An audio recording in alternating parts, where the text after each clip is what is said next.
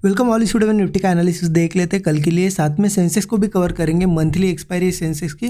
तो एक कुछ बड़ा मूव हमें सेंसेक्स में भी मिल सकता है, तो क्या एनालिसिस होगा, लेवल्स भी डिस्कस करेंगे कि कहाँ पे एग्जैक्टली ट्रेड्स बन सकते हैं, क्योंकि मार्केट अब बहुत अच्छा ट्रेंडी हो गया है और बुलिश मूव मार्केट में आ रहा है। आज आप देखो यहाँ पे बड़ा गैप अप हुआ, अच्छा खासा 200 पॉइंट के आसपास गैप अप हुआ और ऊपर के साइड ही निफ्टी ने क्लोज दिया है। तो यहाँ से अगेन ऊपर जाने की पॉसिबिलिटी है या फिर कोई यहाँ पे सेलिंग हो सकती है, वो हम देख लेंगे। बट उससे पहले ये देखते हैं कि इस दिन हमने क्या किया, क्योंकि एनालिसिस आपने अगर देखा होगा कल का तो बहुत क्लियर मैंने आपको बताया था कि 1 आवर चार्ट पे आपको बताया था कि यहाँ पे हम स्ट्रॉन्ग रेजिस्टेंस के पास है।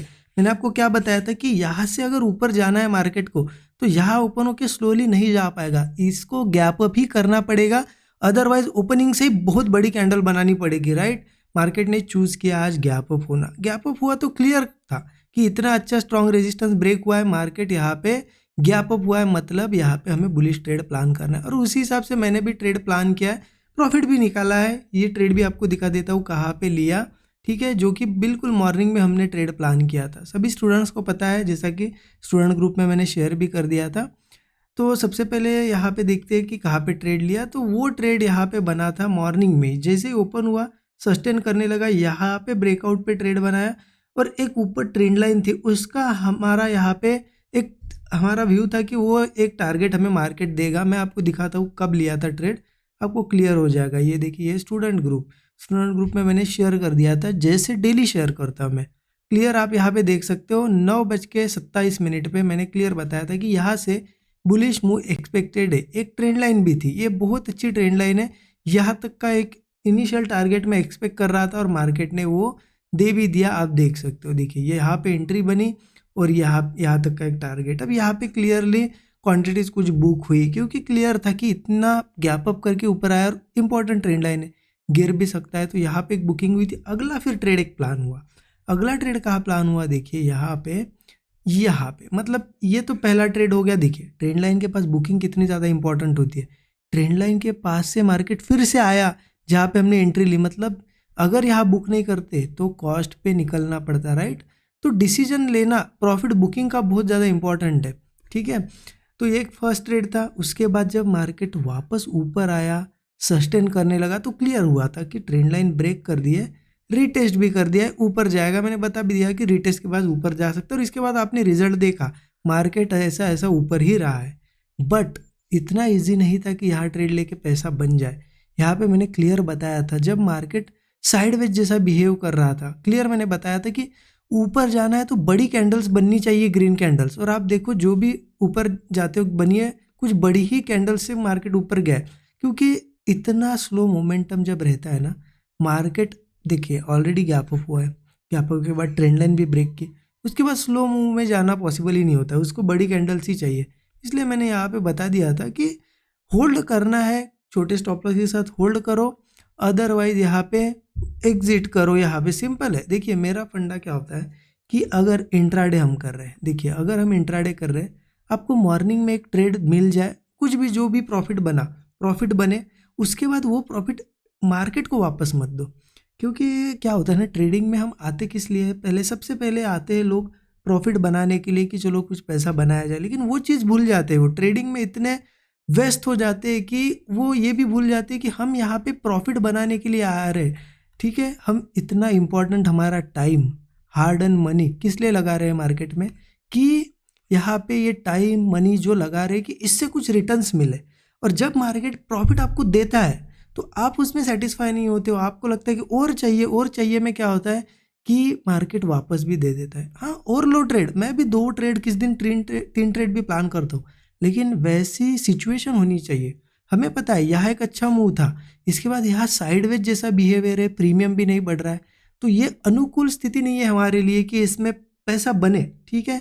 ये यहाँ पे फेवरेबल कंडीशन नहीं थी कि जिसमें अच्छा पैसा बने, तो इसलिए ऐसे ट्रेड्स एक तो अवॉइड भी कर सकते हो। एक चीज़ मत भूलना आप कभी भी ट्रेडिंग में कि आप आए हो प्रॉफिट बनाने के लिए, तो सबसे ज़्यादा थिंकिंग यही होनी चाहिए कि मुझे प्रॉफिट कैसे लेके जाऊँ मैं घर, ये होनी चाहिए, ठीक है। ये थिंकिंग नहीं होनी चाहिए कि मैं कितने ज़्यादा ट्रेड करूँ। राइट, तो देखिए जैसे डेली ट्रेड शेयर करता है वैसे आज भी शेयर कर दिया था, सो दैट लर्निंग मिले स्टूडेंट्स को, ठीक है, जो भी मेंटरशिप प्रोग्राम के स्टूडेंट्स हैं उनके लिए। अब इम्पोर्टेंट है कल क्या कर सकते हैं। सबसे पहले निफ्टी का देख लेते हैं, बाद में सेंसेक्स को देखेंगे। तो मैं सबसे पहले आपको 1 आवर चार्ट पे ले जाता हूँ। निफ्टी के 1 आवर चार्ट पे आगे एक ट्रेंड लाइन यहाँ पे मार्क कर देता हूँ। अब ये ट्रेंड लाइन क्यों इंपॉर्टेंट थी अब आपको समझ में आएगा। देखिए यहाँ पे रेजिस्टेंस था, यहाँ पे रेजिस्टेंस था, इसलिए मॉर्निंग में यहाँ पे मैंने प्रॉफिट बुक किया। अब मार्केट उसके ऊपर है। अब एक बहुत क्लियर चीज़ है, ज़्यादा कॉम्प्लिकेटेड नहीं करना है मार्केट को। देखिए क्लियर समझिए कि जिस तरीके से मार्केट ने यहाँ पे पहले ब्रेकआउट दिखाया, फिर वो ब्रेकआउट फेल हो गया, नीचे भी आया। अब यहाँ से वो सेलिंग चूज कर सकता था यहाँ से, या फिर मैक्सिमम यहाँ से गिर सकता था, लेकिन इतने ऊपर आया गैप अप करके और ट्रेंड लाइन भी ब्रेक करी। इसका मतलब ये हो गया कि मार्केट में है स्ट्रेंथ। ठीक है, स्ट्रेंथ है। अब स्ट्रेंथ है तो हमें क्या करना चाहिए, किस साइड में जाना चाहिए। सिंपल है, स्ट्रेंथ है, मार्केट ऊपर जा रहा है, अप साइड के ट्रेड्स प्लान करो। जितना ऊपर जाएगा तब तक उसे कैच करो। आप इसे रिवर्स करने की कोशिश मत करो कि अब इतना ऊपर आया मैं सेलिंग करूंगा। आप सिचुएशन समझो, इतना गैप अप करते आया है मतलब इसको ऊपर जाना है। तो सिंपली अगर प्राइस एक्शन के हिसाब से देखा जाए, मेरा प्लान रहेगा बुलिश। ठीक है, मैं प्लान करूंगा बुलिश।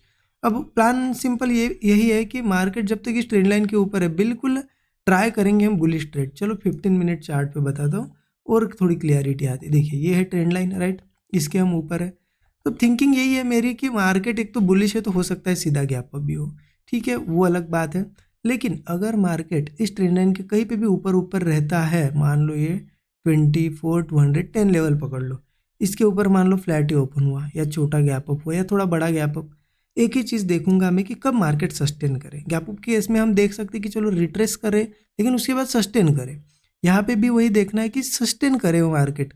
सस्टेन करने का मतलब क्या है कि हाँ अब वो इस लेवल को कहीं ना कहीं यहाँ पे सस्टेन कर रहा है, इसका मतलब अब स्ट्रेंथ आ सकती है। जैसे ही ब्रेकआउट वगैरह कहीं पे मिलेगा गैप अप के बाद या फिर यहाँ, तो मैं बुलिश ट्रेड प्लान करूंगा। मेरा टारगेट क्या रहेगा, ऊपर ऊपर कुछ रेजिस्टेंस मुझे दिखाई दे रहे हैं जो कि है एक 24,350 का रेजिस्टेंस और एक ऊपर दिखाई दे रहा है 24,530 का। ये रेजिस्टेंस है, यहाँ तक कि इजीली टारगेट्स हमें मिलने चाहिए कल के दिन, एक्सपेक्टेड है। अब मान लो क्या इस ट्रेंड लाइन के ऊपर ट्रेंड लाइन के नीचे जाएगा तो मैं सेलिंग करूंगा। क्या मैं समझूंगा ब्रेकआउट फेल हुआ? नहीं, ये चीज़ नहीं करनी है।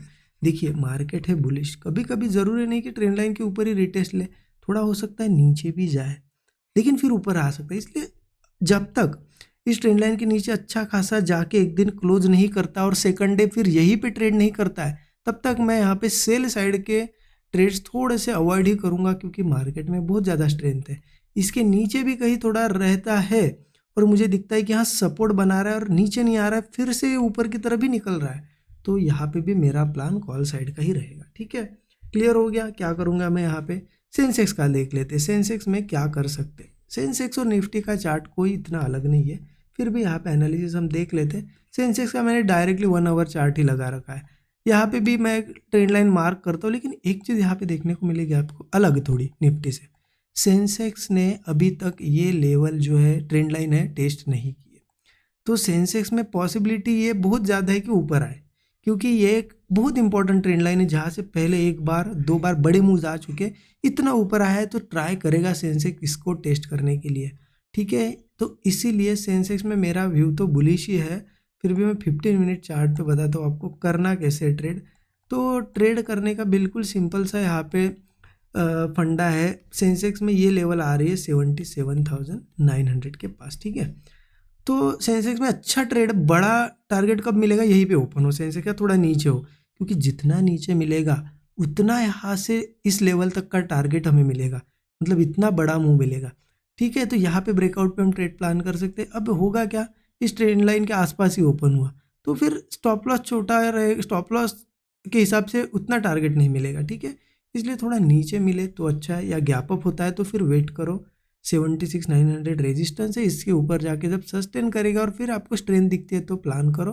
फिर यहाँ से मुझे 77,900 के बाद 78,550 लेवल मुझे एक दिखाई दे रहा है, जो कि रेजिस्टेंस आ गया, हमें आने वाले दिनों में दिख सकता है। ठीक है, तो एक टारगेट की तरह मैं इसे यूज़ करूँगा, या फिर मुझे लगता है कि एंट्री के बाद अच्छा टारगेट मिल चुका है और मार्केट होल्ड कर रहा है तो मैं रिवर्स आने का वेट नहीं करूँगा, बुक कर लूँगा। ठीक है, और सेल कब करना है, देखिए सेलिंग के लिए तो अभी का मार्केट हमें सेलिंग अलाउ नहीं कर रहा है। हो सकता है मार्केट एक आध दिन थोड़ा नीचे भी आए कल, ये पॉसिबिलिटी होती है, लेकिन सेलिंग अभी तो कोई इंडिकेशन नहीं है, तो एक दिन वेट करना पड़ेगा। जब एक दिन अच्छा सेलिंग हो जाएगी उसके नेक्स्ट डे हम सेल कर सकते हैं, ठीक है। तो ये हमारा एनालिसिस है। बाकी कल जो भी सेटअप वगैरह बनेगा, जैसे डेली शेयर करता हूँ मैं स्टूडेंट ग्रुप में शेयर कर दूंगा। और अच्छा लगा होगा एनालिसिस आपको, ज़रूर कमेंट में बताइएगा। Thank you so much everyone.